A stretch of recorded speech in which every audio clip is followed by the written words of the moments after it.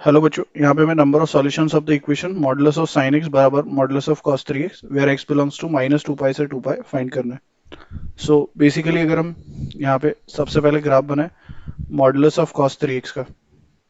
सो यहाँ पे हमारे पास जो वैल्यूज होंगे एक जीरो, देन पाई/6 रखने पे ये पाई/2 हो जाएगा और पाई/2 पे भी वैल्यू इसकी हमारी निकल जाएगी। सो अगर हम cos 0 की वैल्यू देखें तो दैट इज 1 और पाई/6 पे ये हमारा बेसिकली क्या हो जाएगा 0। देन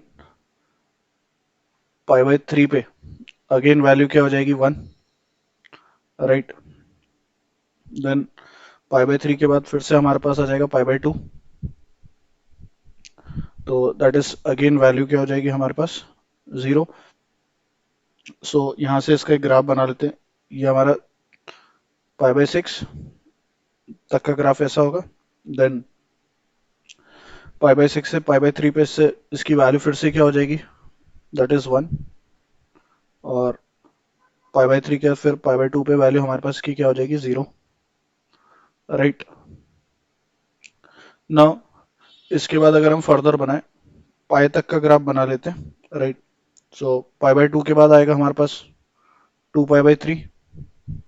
देन अगेन हमारे पास वैल्यू, क्योंकि मॉडुलस है तो ग्राफ नीचे तो रहेगा ही नहीं, तो 2 पाई/3 पे अगेन वैल्यू क्या हो जाएगी 1। 2 पाई/3 के बाद बेसिकली अगर हम देखें तो 5 पाई/6, दैट इज ये 0, 30, 60, 90, 120, देन 150, इस पे value 0 and then 180। That means pi पे वैल्यू हमारी इसकी फिर से क्या हो जाएगी 1 हो जाएगी। और ये हमारा बेसिकली ग्राफ किसका हो गया, this is the graph of modulus of cos 3x का। ये हमने सिर्फ 0 से पाई तक का बनाया, और मॉडुलस ऑफ sin x का भी अगर हम 0 से लेकर के पाई तक का ग्राफ बनाए तो बेसिकली पाई/2 पे वो हमारा 1 होगा, राइट।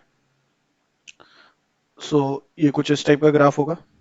और अगर हम देखें तो यहाँ पे हमें कितने सॉल्यूशन मिल रहे हैं ये देखना जरूरी है। तो एक सॉल्यूशन, दो सॉल्यूशन, तीन सॉल्यूशन, चार सॉल्यूशन, पांच सॉल्यूशन और छह सॉल्यूशन, क्योंकि आपस में दोनों कर्व 6 पॉइंट पे इंटरसेक्ट कर रहे हैं। तो जीरो से लेकर के अगर हम पाए में बात करें तो जीरो से लेकर के पाए में हमें 6 मिल रहे हैं, राइट।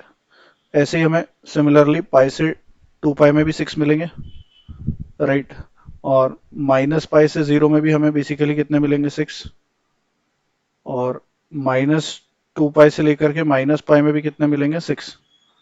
तो टोटल अगर हम बात करें नंबर ऑफ सॉल्यूशंस की तो that is 6 + 6 + 6 + 6 which is 6 × 4 and that comes out as 24. So correct option is option 3. I hope you understood well. Best of luck. Thank you.